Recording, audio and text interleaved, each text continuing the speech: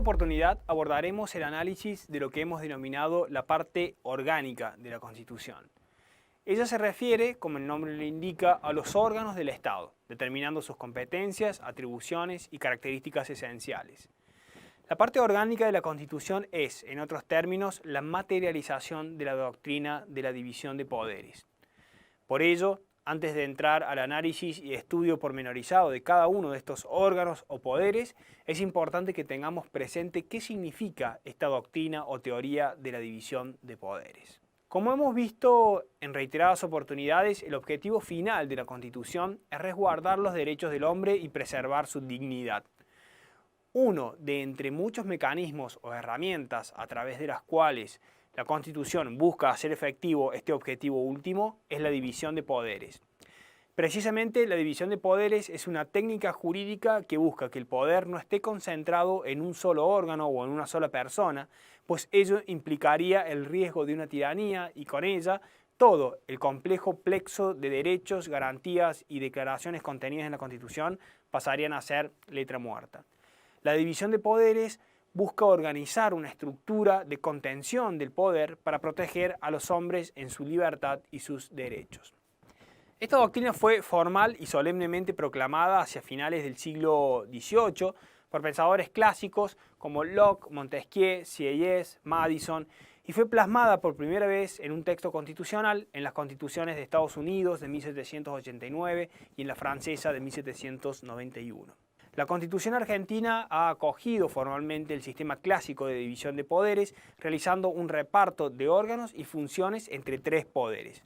El poder legislativo, que legisla, que crea la ley, el poder ejecutivo, que ejecuta la ley y la hace efectiva, y el poder judicial, que aplica la ley al caso concreto. Esta división implica, por un lado, la independencia de cada uno de los poderes respecto de los otros y, por el otro lado, la limitación de su poder, que está dada por la determinación de una esfera propia de competencia. Pero es importante resaltar que esta no es una división absoluta de poderes, sino que todos ellos actúan de manera interdependiente. La división e independencia absoluta entre los poderes llevaría inevitablemente a la ingobernabilidad del sistema. Por el contrario, la Constitución busca tanto, por un lado, la cooperación como el contrapeso entre los poderes. Por último, la doctrina clásica de la división de poderes ha sufrido algunos cambios importantes en estos últimos siglos, entre ellos la incorporación de órganos creados por la propia Constitución, pero ubicados por fuera de aquella tríada de poderes, y que comúnmente se los denomina como órganos extrapoderes.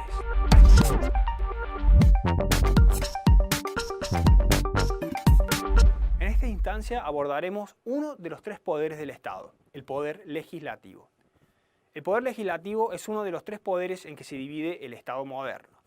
Técnicamente, lo que se divide no es el poder, porque el poder del Estado es uno solo, sino que lo que se divide es la función. En este caso, se adjudica la función de legislar a un órgano determinado, y en contrapartida se prohíbe a los otros poderes esta facultad.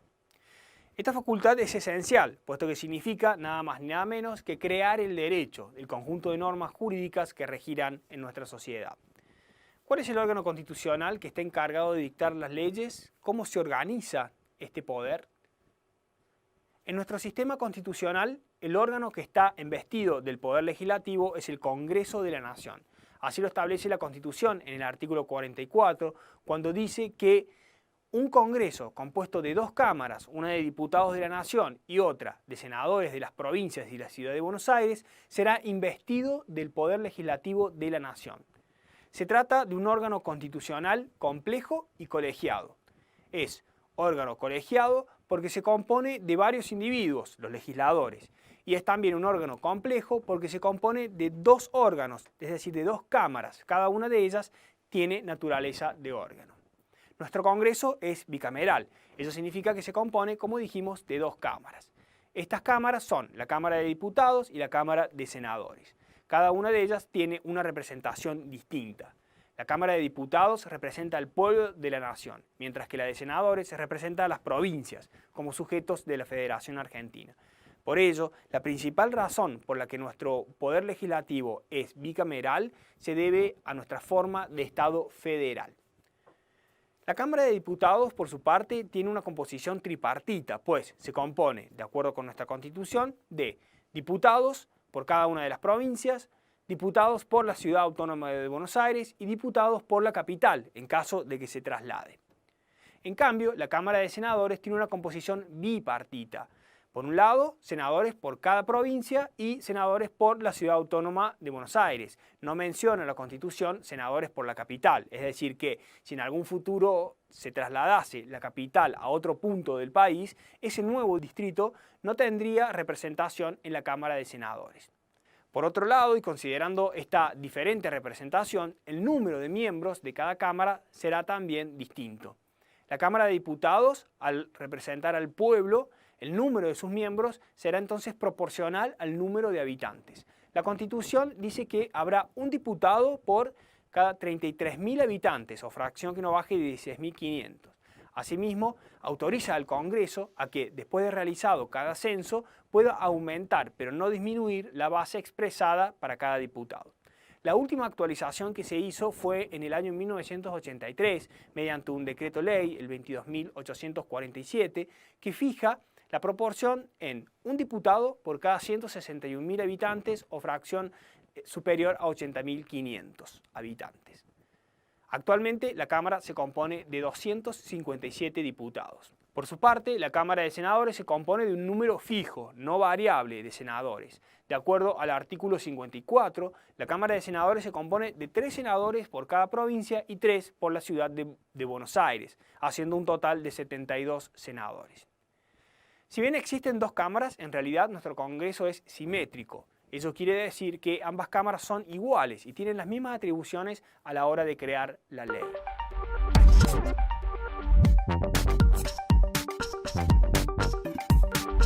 En esta oportunidad veremos el Poder Ejecutivo. Como hemos visto anteriormente, la Constitución crea 3 poderes: el legislativo, el ejecutivo y el judicial. El Poder Ejecutivo se encarga básicamente de ejecutar la ley. Este poder, sin embargo, ha tenido una evolución muy interesante en la historia constitucional, no solo de Argentina, sino de gran parte de las democracias constitucionales modernas. En esa evolución, tanto desde la práctica como desde el propio diseño constitucional, el Poder Ejecutivo se ha convertido en un verdadero poder desbordante y todopoderoso. Este fenómeno, que en principio es propio de los sistemas presidencialistas y con especial predicamento en América Latina, también se ha expandido en alguna medida a los sistemas parlamentarios europeos. ¿Cómo se manifiesta en Argentina esta particular anomalía del sistema de división de poderes y de pesos y contrapesos? Con respecto al presidente, y de acuerdo a la estructura que le confiere la propia Constitución Nacional, se pueden extraer las siguientes características. En primer lugar, es unipersonal. En segundo lugar, es permanente y oficioso. En cuanto a su actividad, posee continuidad. No existen recesos en su tarea, a diferencia de los otros 2 poderes, respecto del Congreso, que tiene fijado un periodo de sesiones ordinarias, y del Poder Judicial, que solo actúa a requerimiento de parte. En tercer lugar, está sujeto a los principios de supremacía y funcionalidad, cooperación entre poderes y control recíproco entre estos, como afirma Quiroga Lavie. En Argentina, el fenómeno del presidencialismo y del hiperpresidencialismo se ha ido acentuando a lo largo de los años. Resulta interesante observar que este fenómeno se ha desarrollado y afianzado tanto en los hechos como en el propio diseño institucional. Así, la considerable masa de atribuciones que le reconocía la Constitución de 1853-60 se sumaron prácticas que, oriundas en el período colonial, implicaron una fuerte concentración de potestades en manos del titular del Ejecutivo, como mencionan Carnota y Marianello. Más aún, puede notarse que el diseño constitucional dota al Ejecutivo de ciertas herramientas que reafirman su figura protagónica en el escenario político, siendo además esta una característica típica de los países latinoamericanos. Como sostiene algunos autores, Negreto o Gargarella, desde las primeras constituciones nacionales en América Latina, el diseño constitucional estuvo orientado a moldear una figura ejecutiva fuerte, con herramientas suficientes incluso para sobreponerse sobre el poder legislativo. El padre de la Constitución argentina, Juan Bautista Alberdi, lo determinó muy claramente en su obra Bases y puntos de partida para la organización política de la República Argentina, publicada allá en 1852. al sostener que el destino de América Latina estaba en manos del Poder Ejecutivo. Y dice, textualmente, yo no vacilaría en asegurar que de la constitución del Poder Ejecutivo especialmente depende la suerte de los estados de la América del Sur. Y más adelante agrega, dad al Poder Ejecutivo el poder posible, pero dádselo por medio de una constitución. Y trae a colación el caso chileno. La paz de Chile viene de su constitución y lo ha dado por medio de un poder ejecutivo vigoroso, es decir, de un poderoso guardián del orden. Esta tendencia también puede verse en la última reforma constitucional.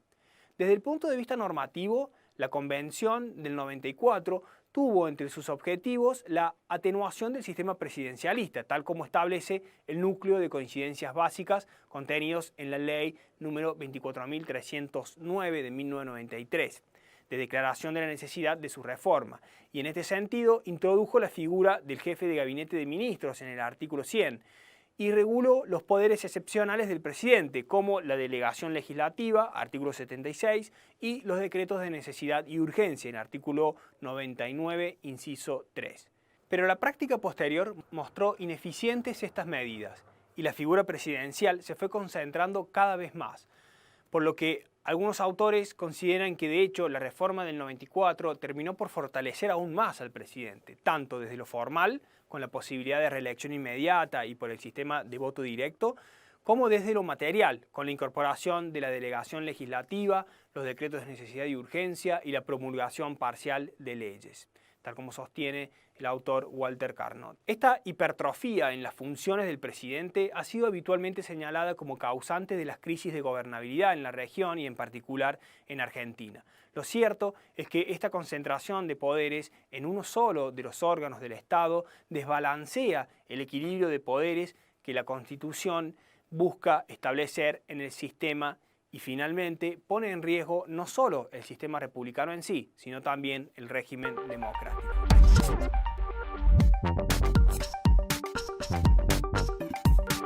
En esta ocasión abordaremos al tercero de los poderes del Estado, el Poder Judicial.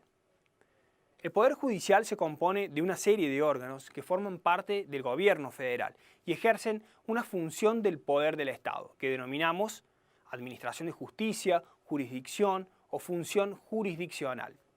A ello se añade ahora el Consejo de la Magistratura y el Jurado de Enjuiciamiento. La expresión jurisdicción viene del latín iuris dictio y significa decir el derecho. Se trata de la facultad del poder público de aplicar las normas jurídicas. En los sistemas republicanos, esta facultad se encuentra atribuida en forma exclusiva y privativa al denominado Poder Judicial. Al decir del constitucionalista Videgaín, en sentido estricto se reserva la palabra jurisdicción para designar la atribución que ejercen los órganos encargados de administrar justicia, a la que hemos llamado actividad jurisdiccional. Tal atribución, en este sentido, la jurisdicción es un atributo del poder, no es absoluta, sino que encuentra limitaciones que se derivan, entre otras cuestiones, de la forma en que se encuentran organizados los poderes públicos y particularmente el poder judicial. A ello, además, debemos agregar las limitaciones derivadas de la forma en que se encuentra organizado el Estado, en nuestro caso, la forma federal. Así, esta atribución de decir el derecho, aplicar las normas jurídicas vigentes y fallar acorde a derecho en los conflictos intersubjetivos de intereses que se plantean tanto en la esfera privada, entre particulares, como en la pública, puede serlo dentro de cierto ámbito geográfico y respecto de determinadas materias, personas o cosas. A esta facultad de ejercer la jurisdicción, en la medida determinada por la ley, se la llama competencia. De este modo, viene a resultar que la jurisdicción es un atributo del poder y la competencia es la medida de la jurisdicción. ¿Cómo se estructura y se organiza este complejo poder en nuestro sistema constitucional? Los órganos del Poder Judicial, que genéricamente llamamos tribunales de justicia, son los jueces naturales de los que habla el artículo 18 de la Constitución Nacional.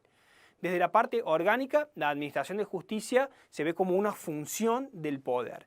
Desde la parte dogmática se la puede ver como el derecho a la jurisdicción. Es el derecho que tienen los habitantes a acudir en demanda de esa administración de justicia. El Poder Judicial Federal Argentino se compone de varios órganos. jueces y tribunales de múltiples instancias, es decir, jueces de primera instancia y cámaras de segunda instancia, que son colegiadas, compuestas por 3 miembros, el Consejo de la Magistratura, el Jurado de Enjuiciamiento y, en la cabeza, la Corte Suprema de Justicia de la Nación. Si bien hemos dicho anteriormente que no existe una absoluta división de poderes entre los 3 poderes del Estado, eso es cierto respecto del Poder Judicial. La función de administrar justicia en forma privativa, que se asigna a los órganos judiciales, excluye también totalmente su arrogación y ejercicio por parte del Poder Ejecutivo y del Poder Legislativo. Y tampoco, al decir de Vidal Campos, se admiten ni son constitucionales las influencias o presiones externas ni las instrucciones acerca del modo de ejercer esta función. Por ello, tanto el Poder Judicial, considerado como órgano-institución, como los jueces, considerados individualmente, es decir, como órgano-individuo, están revestidos de una serie de atribuciones, garantías y privilegios precisamente para garantizar su independencia respecto de los demás poderes. La cuestión de la independencia del Poder Judicial abarca 2 aspectos esenciales y diferenciados. Por un lado, la independencia de la magistratura, considerada colectivamente, es decir, en el sentido de neutralidad y equidistancia de los otros 2 poderes del Estado. Es lo que denominamos la independencia orgánica. Por otro lado, la independencia del magistrado en particular, en el ejercicio de su actividad jurisdiccional. Es lo que denominamos la independencia funcional. La independencia orgánica se materializa principalmente en 3 aspectos. En primer lugar, la exclusividad de la función jurisdiccional otorgada al Poder Judicial, disposición que se complementa con la prohibición a los otros poderes, el legislativo y el ejecutivo, de ejercer funciones jurisdiccionales. En segundo lugar, el reconocimiento de la superintendencia, que se traduce en facultades administrativas, por ejemplo, de designación y remoción de empleados y funcionarios, por ejemplo, como está previsto en el artículo 113 de la Constitución Nacional, y facultades colegiferantes, es decir, de segundo grado, que se traduce en el dictado de reglamentos internos que regulan el funcionamiento de la Administración de Justicia. En tercer lugar, la autonomía y autarquía financiera de este poder, manifestada en la determinación y ejecución de su propio presupuesto. Respecto a la independencia funcional, esta se refiere al ámbito de libertad y necesaria equidistancia que debe tener el juez al momento de ejercer su función jurisdiccional de todos aquellos factores exógenos que pueden de algún modo influir en su ánimo o voluntad de manera de direccionar su pronunciamiento en uno u otro sentido. En el ordenamiento constitucional se cristaliza a través de, por un lado, la garantía de la imparcialidad, que se traduce en una serie de prohibiciones, por ejemplo, la prohibición al juez de participar en actividad política. En segundo lugar, de la inamovilidad del cargo, es decir, que los jueces duran en sus cargos mientras dure su buena conducta. Recordemos aquí que en 1994 se introdujo en el artículo 99, inciso cuarto, el requisito de un nuevo nombramiento cuando los jueces cumplen 75 años de edad, disposición que la Corte declaró constitucional en el caso Schifrin, sosteniendo que no afectaba la garantía de inamovilidad establecida genéricamente por el artículo 110 de la Constitución. En tercer lugar, tenemos la garantía de la irreductibilidad de las remuneraciones establecida en el artículo 110 de la Constitución Nacional.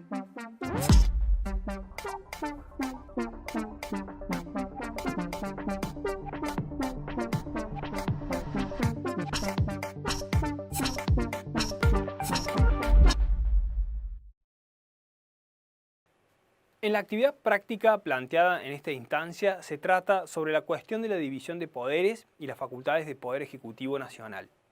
Se trata de una situación donde el presidente desea dictar un decreto de necesidad y urgencia que modifica la edad de imputabilidad para los delitos contra la integridad física. En función de esta situación problemática, se presentan 4 interrogantes. En primer lugar, ¿posee el presidente facultades legislativas? En segundo lugar, según la Constitución Nacional, se prohíbe la delegación legislativa en el Poder Ejecutivo. ¿Esta prohibición es absoluta o tiene excepciones? En tercer lugar, ¿cuál es el procedimiento establecido en la Constitución para la sanción de decretos de necesidad y urgencia? Y finalmente, cuarto, teniendo en cuenta la materia y la circunstancia del dictado del decreto de necesidad y urgencia, ¿entiende usted que el mismo es viable?